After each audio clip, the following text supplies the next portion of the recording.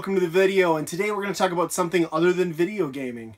Amazing, I know, but one of my other interests, music, is something I've been debating on putting this video out for a while, and I decided to just go ahead with it. So if it's gaming stuff you're after, this is not the video for you, but if you are a punk rock fan like myself, you might find this one a little bit interesting. So what kind of spurred this was I've been on a bit of a music kick lately. Last week I got to go see a band I really enjoy, not everybody's favorite, I know. Bring Me the Horizon. I got to go see them live.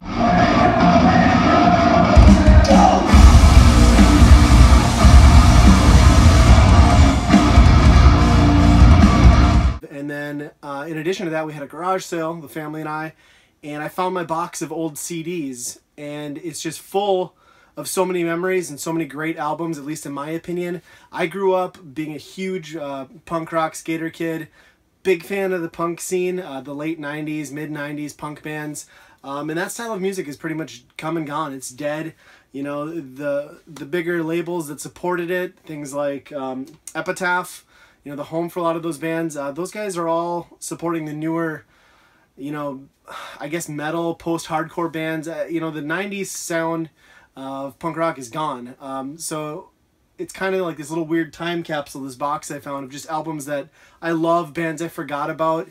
And you know, my taste in music has always been a little bit weird. Obviously punk rock was not a big thing, you know, at the time. It was kind of a niche group. Me growing up in the Midwest in a small town, a lot of my experiences with these albums were just that. They were my experiences. I didn't share them with anybody. I found these bands just through the random person, or maybe just buying a compilation and finding bands that way, and I grew to love these bands.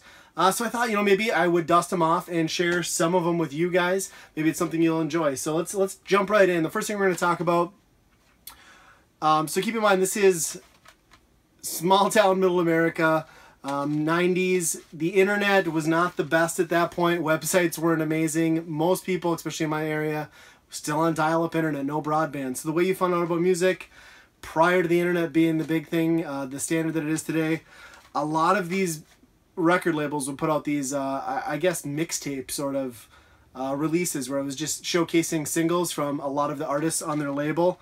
And one of those was Epitaph. And Epitaph had these awesome Punkorama discs that would come out every year or every few months. And they would just showcase a lot of the bands, a lot of the new talent, some of your favorites. It was a great way to pick them up. They were like $5 back in the day, and you get to hear about all these great bands and take a listen for yourself and discover a lot of classics. I mean, we've got NoFX, we've got Bad Religion. Obviously Bad Religion existed and was well known before then. Zeke, Refused. Oh my God, Refused. What an album that was. The Shape of Punk to Come. That was a landmark album. Millencolin, Oscar, just tons and tons of really cool bands on these things. So this is really cool. And I also have some, I'd pick them up for other labels also. This is Hellcat Records. Give them the Boot 2. This has got some other bands on there. Rancid. Who else we got? Dropkick Murphys. So I mean, there's definitely some bands, if you're a fan of punk rock, and some of the bigger bands there, you might be able to recognize. Hopeless Records, Hopelessly Devoted to You too. Some good bands on here. Digger was a great band. They just kind of disappeared. Who else? The Queers. I always loved that name. They're kind of an okay band, not my favorite. The Dillinger 4, great band. And then we've got some other labels like Kung Fu Records. Kung Fu had a lot of really good stuff. Actually, Kung Fu, I believe, signed Blink-182 early on in their career, prior to them becoming big. Also, the Ataris are on here. The Ataris before they became an emo band. At least I feel like they were emo. So good bands on here. And then the last one is Vagrant Records. Some killer bands on here also.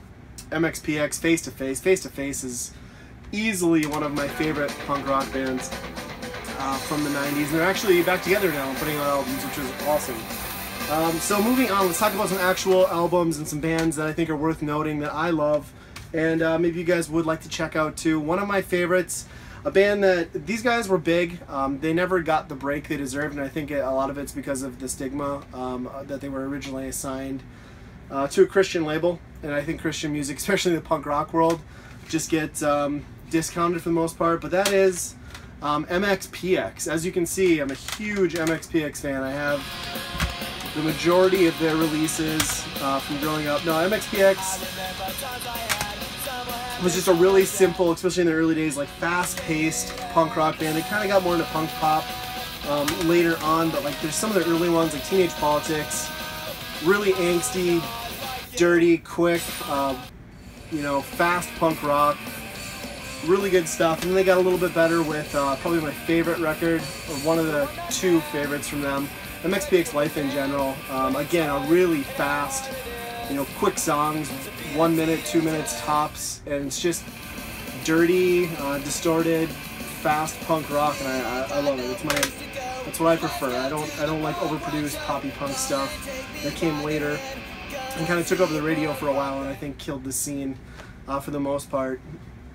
And then we've got Mxpx slowly going the way of the buffalo. This album is different. This album definitely takes a jump from kids making a punk album to they put a lot of work into this. It was produced really well. The songs were great. There's a little more slowdown in the vocals and in the rhythms, but this is one of those CDs that I could put in with friends in the car and put it in there. They'd be like, oh, who's this? This is great, because it's not so aggressive and so punk rockish, I guess. That's not a good way to describe it, but this was kind of like the gateway album to get people into punk rock if they wouldn't already listen to it or like it. So I've always been a big fan of this one. Great one to throw in and just scream at your dashboard driving down the street. Another band, this one a lot of you are going to have heard of. If you haven't heard of Mxpx, I guarantee you've heard of this band. Maybe not this name of this band, but here is A Newfound Glory. This is the album prior to them dropping the A and just becoming Newfound Glory when they had a lot of success in the follow-up album to this one. This is just an earlier release on a smaller label, Drive Through. And actually Drive Through might have released their follow-up album to this too. But half the tracks I'd say are also on the other album. But yeah, good CD. This is kind of a random one that I kind of forgot I had. This is a band called Assorted Jelly Beans. And this is a really weird album. I honestly can't even recommend this. This is so much just unpolished, experimental, just noise. I remember buying it, listening to it like once or twice, then just like never pulling it out again. A band I do think you guys should check out, and this is actually this album in particular, they've got quite a few, is Zeke, Kicked in the Teeth. Now this is kind of like speed metal mixed with punk. There are 17 tracks on here. Most songs are about 30 seconds long, and it's over in 20 minutes. And it's awesome. And I loved this album. In fact, I remember at the time, because I wasn't really into super heavy music, you know, punk isn't in itself necessarily a loud, heavy sound with screaming vocals, but these guys I thought were really aggressive and edgy for my teenage self, but I really do love this album now. They also have a Kiss cover, Shout It Out Loud, which is good. This album in particular I'm going to talk about, not my favorite from this band, but I want to talk about it because this band is amazing. And this is the Suicide Machines, Steal This Record. Now this album kind of came out after they went mainstream for a little bit, but the reason I want to talk about them is a CD that I can't find, I know I have, is the Suicide Machines' Destruction by Definition. And that is one of the greatest punk rock slash ska, they get some ska sounds in their albums, of the 90s. It's just phenomenal. So much energy, so aggressive, catchy, hooks. If you can find that album, pick it up. Great album here. Also, kind of a unique sounding band from Boston, I believe, if I remember right. The Bouncing Souls, and this is the Hopeless Romantic album. This album has got a really unique sound. So the Bouncing Souls, just the lyrically, the style's a little different. They slow it down a bit more than most punk bands at the time. And they've got a bouncing sound, obviously, the Bouncing Souls. It's kind of how their name came about, I believe. But this album in particular was fantastic. A lot of great songs. There's also this really great, I guess not duet, there's a part with a woman, and it's supposed to be like a boyfriend and girlfriend breaking up, basically mid-song. It's hilarious. It's one of my favorite tracks from the record. There's also a song in there called You're So Rad, which is just awesome that somebody took Rad and put it into a song 15 years after anyone had used it. Kind of a unique one here, and I believe these guys are still around and touring, and this is the International Noise Conspiracy, Survival Sickness. This came out on Epitaph right around 2000? Yeah, 2000, yeah, actually, on the dot. Really interesting band. They are kind of like rockabilly. We've got some unique sounds, rockabilly, Elvis type sounds mixed with just like classic rock and roll and a little bit of that punk beat. Very unique album, very unique band. This one in particular, I have several other albums, but this one is the one I recommend. Really, really interesting sound. If you like kind of off the beaten path type bands, where it's still rock, but it's just unique, sort of, I guess, I hate to say White Stripes because that's a stretch, but you get my idea. A band that everyone's gonna heard of, a band that everyone will have heard of, but maybe not realized or cared enough to pick up this album, and that is Blink-182, and this is Cheshire Cat. And this album came out, this was 2 albums prior to End Love the State, which obviously catapulted them all over MTV and got in everybody's homes and radios. But this album, really early on in their career, it's just straight, fast punk rock. They're kids, you know, they're still teenagers at this point. And it's still Blink-182. It's Mark singing flat, it's Tom singing horribly out of key, and together it's just fantastic. And this is my favorite Blink-182 album, believe it or not. Once they went mainstream with Enema, and after that I kind of turned against them because I was a punk rock kid. You can't be on the radio and be a punk rock band. I mean, you've sold out. Like, screw you. That was the attitude I had. Of course, I actually, you know, I'm not 16 anymore. I still appreciate those bands and those albums now, but at the time, if you made it on the radio or MTV, you weren't a punk band that I was going to listen to, which is dumb. I get it. Absolutely fantastic band here. These guys, I'm going to say they're a little more emo than punk. This album in particular, they kind of came and went really, really quick. And this is a band called Oscar, and this is the album Idol Will Kill. And this is fantastic. It's, from what I understand, the band didn't last long. I think issues with the lead singer, from what I've heard, kind of broke the band up. They never actually had a full member listing. It was always just the lead guy and a drummer, and then they would get people to fill in. But this album is just really simple guitar licks, fast-paced drum, and then they slow it down on a lot of stuff. And it's really just a kid pouring his guts out in his music, and it's just amazing. And it's an album that I love. It doesn't sound like anything else out there.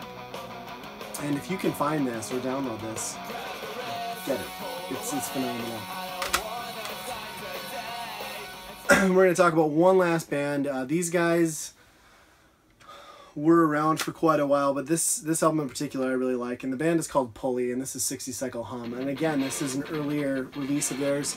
You'll kind of notice that's what I gravitate towards with a lot of these punk bands, is their early efforts, where it feels like a punk band. It's dirty, it's fast, it's aggressive, and it's great. And this is no exception. And actually, Pulley's kind of interesting because it's sort of like a supergroup of people from different well-established punk bands of the generation. The lead singer, in fact, was the frontman for 10 Foot Pole, if anyone knows who that is. And they booted him out, and the reason they booted him out was, well, they didn't really so much boot him out, but they gave him an option to, I guess they wanted a full-time frontman, because the deal was the lead singer, amazingly enough, was also a relief pitcher, I believe, in the Major League Baseball. So he obviously could not tour with the band during certain months. You know, during off season, that's totally doable. You can hit the studio, you can record, you can go on tour. And the rest of the band just wanted to make it a full-time deal, so they kind of outsed him. He started Pulley, and Pulley released several just fantastic albums back-to-back over the late 90s and early 2000s. And 60 Cycle Hum, I believe, is their very first album. Maybe it's a steam-driven engine. Not sure, but anyway, this is the one I recommend. The follow-up to this one afterward is good too, but this is just a great, quick album. Again, Really short songs, really fast-paced, but there's a lot of heart and energy in this one. And if you've never heard of them and are interested in punk bands, pick this one up. And I dropped them all. So yeah, sort of a different video, and I know it's kind of hard to describe music when you're just talking about it. But these are all bands that maybe, if you've got an interest in punk rock, especially that 90s era, you know, check them out. Do a YouTube search. You'll find videos of most of these. You know, give them a listen, because they're still worthwhile, even though this type of music is dead and gone. And I think, especially with punk rock, a lot of the 90s music, people...